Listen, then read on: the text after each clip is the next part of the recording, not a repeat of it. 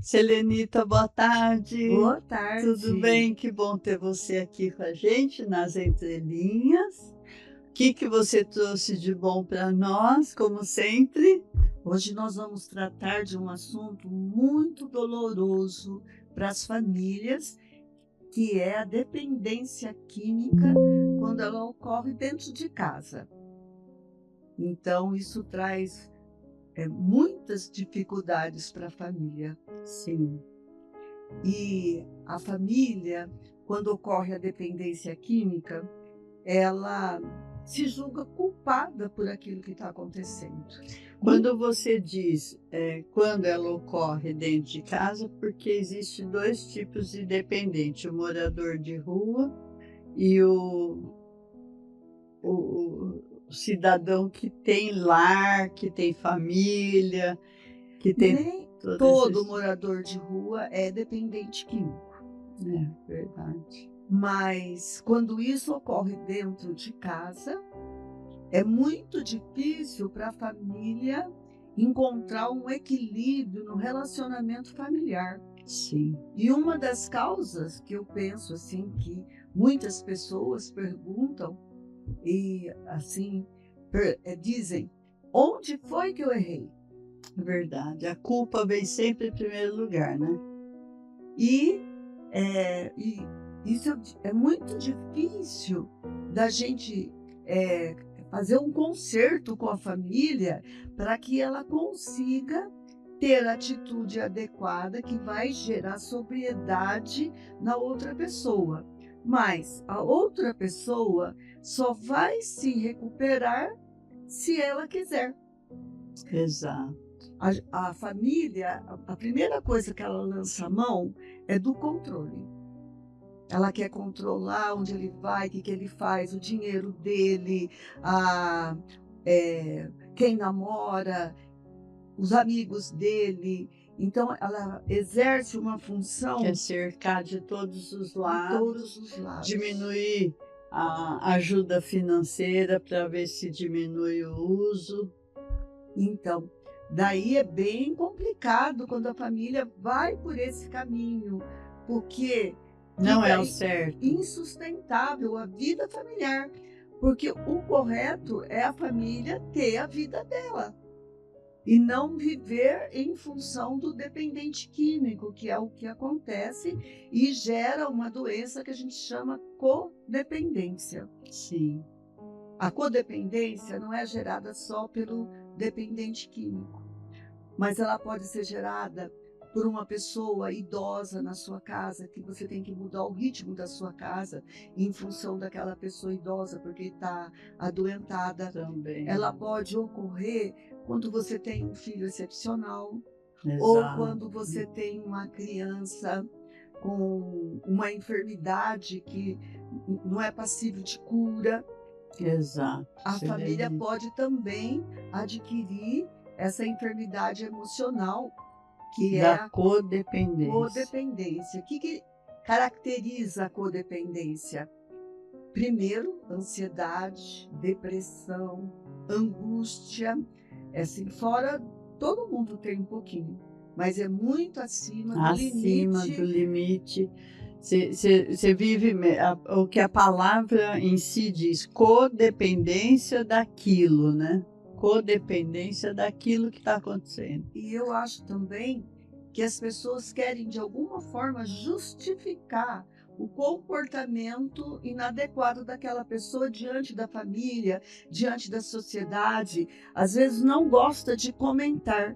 E a realidade é que todo mundo sabe da dependência dele. A Sim, única pessoa que esconde é a família. é a família. É pior, né? Ah, é muito pior. Porque a família precisa mentir. Então, você atende uma família codependente e você já fica atento qual parte da história que está sendo contada para mim é real e qual parte não é real. Que só quando houver mais confiança. Porque parece que a pessoa, o familiar, ele quer justificar para que ele não se sinta culpado também perante a sociedade, a comunidade, as pessoas amigas, não é? Eu penso que ele já se sente culpado. Sim, mas daí ele quer esconder perante os de fora para não se sentir culpado também perante mais pessoas, né? É Porque bem é uma, comprometedor essa enfermidade emocional. é uma dor muito É grande. uma dor muito profunda e que a família, por um tempo, resolve carregar sozinho. Então, quando a gente já recebe no consultório ou recebe num grupo de apoio, a pessoa já está exausta emocionalmente. Está doente, né? Fica Ela não doente. suporta mais nada, porque dentro de uma casa com a dependência química e a codependência, qualquer discussão vira briga, vira ofensa, vira acusação, e então é difícil você direcionar uma situação, sendo que dentro de casa não existe mais o diálogo. De equilíbrio nenhum. O dependente químico, ele sabe que ele está errado, então tudo que se fala, ele se defende. Tudo que fala para ele se defende, fica sempre armado para se defender. E geralmente se defende acusando o outro. O outro. Aí o outro E acusando de coisas que nem tem a ver com a conversa. exato. É um disco que se repete, né? Desde a adolescência, às vezes até a vida adulta, ou desde quando você casou até o momento que isso está acontecendo. É muito complexo a gente cuidar de uma pessoa com codependência. Eu penso sempre que o melhor tratamento é feito dentro de um grupo de apoio, onde esta família tem a oportunidade de ouvir outras pessoas Que na estão mesma vivendo a situação mesma e coisa. até depoimento de pessoas que já passaram pela situação e podem Conseguiram vencer. isso, e vai dando esperança para aquela mãe, para aquele pai, para aquela esposa que está vivenciando ainda a Porque a codependência. sensação que dá é que enquanto aquele parente, ou aquele filho, ou aquele marido, seja lá quem for da família, que enquanto não sair daquele vício, não vai nunca mais voltar à normalidade da família. E principalmente quando essa pessoa, antes de entrar para o vício, era uma pessoa boa, era uma pessoa estudiosa, era uma pessoa agradável. Eu costumo dizer que você vai no seminário e você parece que Deus escolheu os rapazes mais bonitos para serem sacerdotes. E aí, a dependência química também parece que há uma escolha espiritual, vamos dizer, daquelas pessoas que iriam produzir muito na sociedade. Não acredito. Então, são pessoas capazes, são pessoas carismáticas, são pessoas bonitas fisicamente, sensíveis. Então, parece que a dependência química, ela traz um conteúdo da própria família mesmo, um pouco de hereditariedade, traz isso para a família.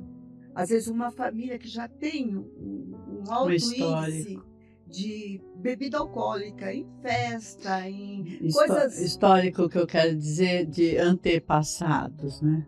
Mas no atual mesmo, a geração que eu participei, que você também participou, a gente comemorava bebendo o batizado, comemorava bebendo o aniversário de 1 ano, 2 anos, 3 anos, 4 anos. Verdade. Né?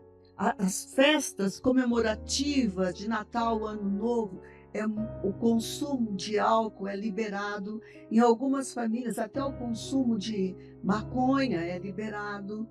Só que algumas pessoas não se tornam dependentes. E é isso que é difícil, às vezes, da gente compreender, porque tem 2 irmãos gêmeos. Um se torna dependente e o outro não. Como é que é possível isso? Né? Se os dois têm a mesma hereditariedade. Só que o costume que a cultura da família é do uso alcoólico. Então, aquilo vai quebrando barreiras num adolescente, vai quebrando barreiras numa pessoa mais imatura, até ele chegar à droga. A média na comunidade terapêutica que começa a usar é com 12 anos. E começou a usar o quê?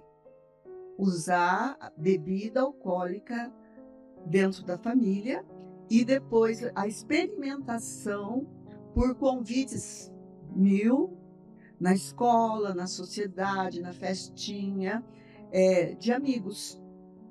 E aí, então, começa a experimentação. Um vai experimentar e vai parar. Outro vai experimentar e já experimenta, gostando demais, querendo mais, e aí vem a desenvolver a dependência química.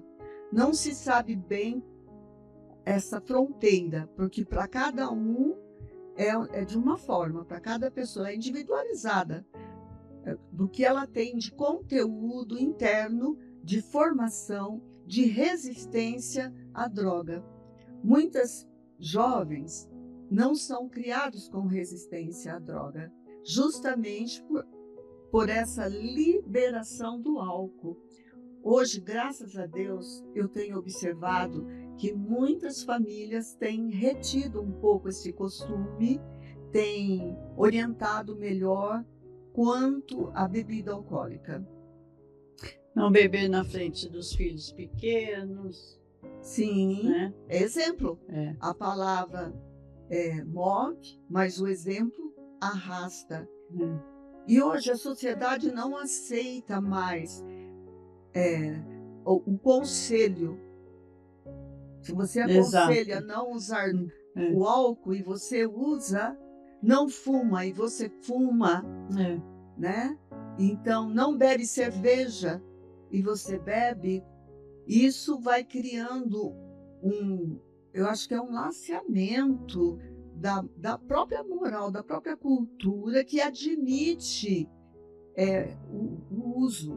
Exato. E aí as famílias se veem numa situação muito difícil. Eu mesmo já me vi nessa situação dentro da minha casa. Porque meu marido achava que não tinha nada demais tomar uma cervejinha de final de semana, beber com um amigo, sair para uma festinha que abusava um pouquinho mais de álcool. E chegou um momento que eu e ele tivemos que entrar num diálogo de como que a gente ia resolver isso, porque os nossos filhos já estavam ficando adolescentes. Então, o que significa? Muito bem colocado por você.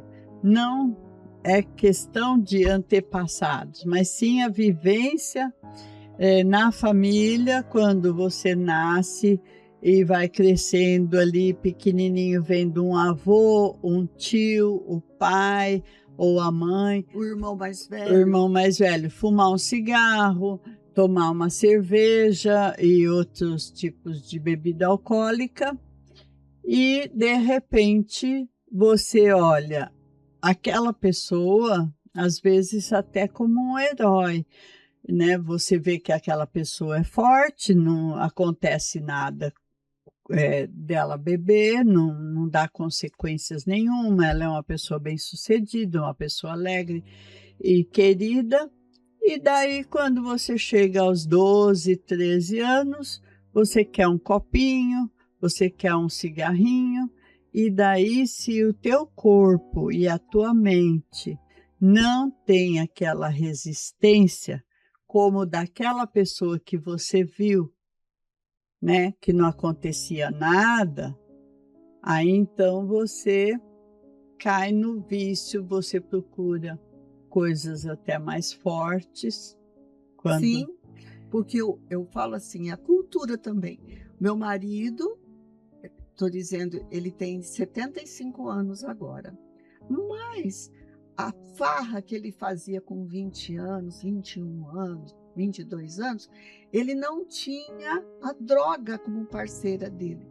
A farra de hoje, uma noitada, ela é cercada de bebidas, às vezes o esquenta que tem antes da festa, que a pessoa vai lá já para chegar bêbada, né? já toma em casa para chegar na festa. Chama o esquenta. Você tem a festa do esquenta, depois vai para boate, depois vai para alguma festa, que a pessoa já chega lá entusiasmada. Exato. Totalmente diferente da festinha que o meu marido Que ia. antes, E que há 40 anos atrás, 50 anos atrás. e o nível da bebida também era outro. Que nível de bebida tinha na nossa casa? Um uísque, uma cerveja. Era A isso que tinha. quantidade, né? Era mais é limitada. Limitada, né? Hoje não. Hoje, para uma noite, se leva 1 ou 2 garrafas de uísque. Você vai numa formatura, eu fico pasmada na formatura de ver, né, a família, os filhos e todo mundo se embebedando em conjunto. E como que vai fazer a correção? Se você faz aquilo, não tem como você corrigir. Eu acho até que pode corrigir, mas não tem tanta eficiência. Não tem, porque a química da bebida e da droga, da erva ou da cocaína, ela vai agir em cada um de um modo diferente, né? Então, para uns, causa um mal-estar, a pessoa não gostou da experiência, então ela não vai mais seguir isso. E outros gostam tanto da experiência que não querem deixar mais. Repete. E é onde a família assusta. Por que essa pessoa foi tão fraca para isso? E às vezes o conselho não precisa usar tanto. Por que bebe até cair? Por que usa até ficar muito louco, fora de si? Não faça isso. Esse Porque conselho, acorda já fazendo, vai dormir fazendo, no meio do dia não trabalha e vai fazer. Aí a dependência está instalada.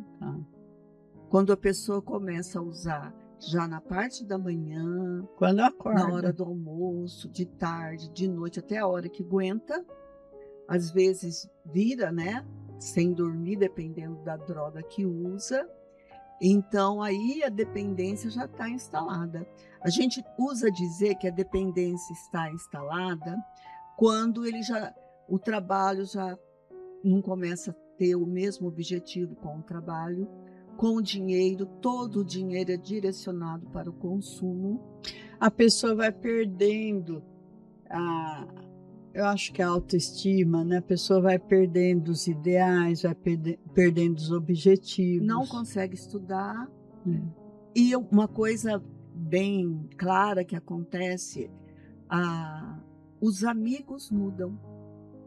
Com certeza. A maior dor dentro de uma comunidade terapêutica, quando a gente troca figurinha, mesmo dentro do grupo de apoio, é que os amigos abandonaram, não convidavam mais para a festa, não convidavam mais para um evento social, seja qual for o evento. A família se afastou. A família fica isolada, porque os próprios irmãos, parentes, não gostam de convidar pelo uso excessivo e também por brigas, né, conversas, discussões desnecessárias.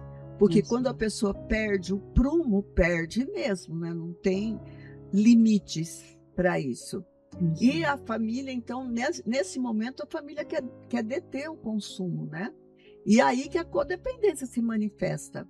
porque você quer olhar a carteira dele, porque você quer controlar o uso de dinheiro dele, porque você quer arrumar um emprego para aquele adolescente que está se tornando jovem, você quer arrumar um emprego, faz uma coisa terrível, que cobre os prejuízos dessa pessoa, ou marido ou filho, cobre os prejuízos, não quer que o nome do filho fique sujo, não quer... Isso eu acho que é o pior de tudo, Sim. né?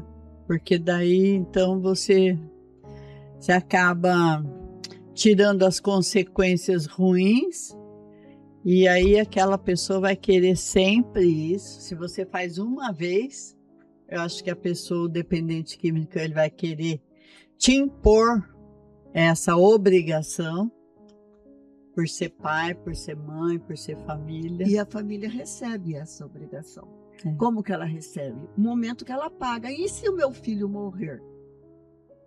É muito difícil, a não ser que já esteja comprando droga para vender. Mas se for uma dívida de droga simples, dívida de droga, as pessoas vão ser coagidas, vai dar medo mesmo na pessoa. E isso serve para a própria pessoa avaliar a sua condição com relação à droga. Mas daí o que a gente tem visto é que esses dependentes químicos, quando chegam nesse ponto, eles vão chantagear a família para que a família tome providência e pague a dívida, né? E eu vou dizer, pagou, outra dívida será feita. Eu me lembro de um pai, dentro do grupo de apoio, me veio a imagem do pai agora, dentro de um grupo de apoio, que trouxe para os pais comprarem uma rifa que ele estava fazendo para pagar a dívida do filho. Tamanho responsabilidade que esse pai tinha para que o filho dele, no caso, não fosse morto, não fosse agredido, não fosse... E nunca vai passar essa dívida. Vai sempre acontecer. Foi muito bom até que isso aconteceu, porque o grupo de apoio mesmo, por si próprio, os próprios pais aconselharam aquele pai que isso não é a solução para esse momento na vida dele. E sim, o grupo de apoio deu o apoio para que o pai não pagasse a dívida do filho e não se sentisse culpado. E não se sentisse culpado caso viesse a acontecer alguma coisa. E porque quando o filho chega a bater nos pais... Filho adulto, esse filho. Já adulto de 30 e tantos anos. Sim. Fazendo isso com o pai que era idoso. E acontece de filhos roubarem os pais, baterem nos pais para que eles deem dinheiro. Na situação da recuperação mesmo em comunidade terapêutica, é muito complicado, porque os pais, quando chegam, o comprometimento dos filhos é muito alto. Quando que, se aqueles pais tivessem procurado um grupo de apoio na adolescência, ou quando começou... No início, né? Exato. Tudo no início é mais fácil. No caso da dependência química. Porque não teria avançado tanto sobre a pessoa. Porque não é só o consumo de drogas. É o ambiente em que a pessoa passa a viver. Sim. É o que a pessoa começa a fazer para poder ter a droga. Exato. A menina, ela se prostitui para poder comprar a sua droga. Então, se você consegue chegar antes com a ajuda certa, com a orientação certa, porque o emocional sempre dá uma resposta, uma direção errada, né? Na verdade, o que o grupo de apoio faz, além de dar esperança? As pessoas vão trocar figurinha como que elas conseguiram deter o querido dela, o amado, de continuar no vício. E geralmente é colocando limites Sim. saudáveis dentro da família, ajuda bastante. E sem rejeição. Esse limite tem que ser colocado com amor, mas sem acusações, né? Porque eu acredito que a colocação das palavras, que é muito difícil você encontrar as palavras certas, porque de um lado você está sendo chantageado, porque o dependente químico ele sempre é vítima, né? Ele se vitimiza muito. Ele cria uma habilidade de manipular, né? E daí, então, você do outro lado, querendo tirar ele dessa situação, você dificilmente tem as palavras-chave, né? Sim. Porque o diálogo já acabou, né? Sim, e pelo sentimento de ambas as partes. Sim. Um querendo fazer, então adquire habilidade de chantagem e de manipulação. O outro que quer ajudá-lo a sair disso e se sente culpado, ferido e cai no papo. Ou então ele diz que não vai usar mais, é a última vez. Enfim, toda uma história que é repetida, cheia de promessas que nunca acontece. Ou então, você que está do outro lado, você quer passar para a pessoa o que ele foi ingrato, como ele está te machucando, como ele está te abusando.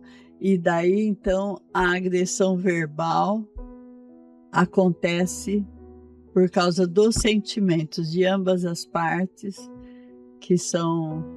Eu penso que o dependente químico ele tem uma perspicácia para encontrar o lugar certo para afinetar, para fazer doer, que vai fazer você mudar de opinião.